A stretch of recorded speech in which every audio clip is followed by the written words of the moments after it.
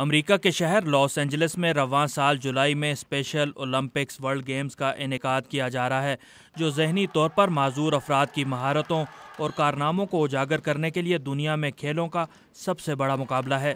ان مقابلوں میں پاکستان سے بھی 85 رکنی دستہ شرکت کرے گا۔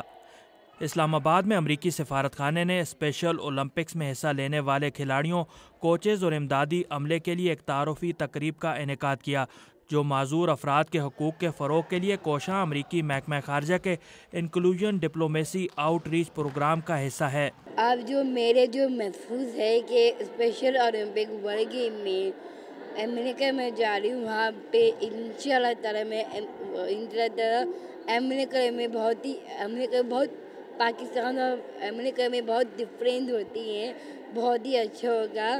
جو چیزیں جو بتائیے ورلڈ گیم میں روشن کروں گی، گو میڈل لے کے آؤں گی انشاءاللہ۔ اسپیشل اولمپک زندہ باد، پاکستان زندہ باد، امریکہ زندہ باد۔ اس موقع پر امریکی سفارت خانے کی ایک عہدیدار اینجلا ایگلر نے کہا کہ کھیل موسیقی کی طرح لوگوں کو ایک دوسرے کے قریب لے کر آتا ہے۔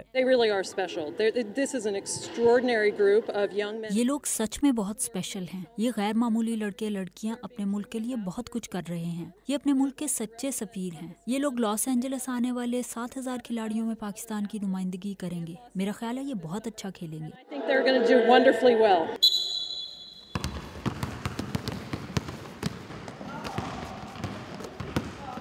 دیکھیے اسپیشل اولمپکس کا مین جو ہے مقصد وہ ہے پارٹیسپیشن۔ اس میں every athlete is a winner, no one is a loser, تو everyone is a winner.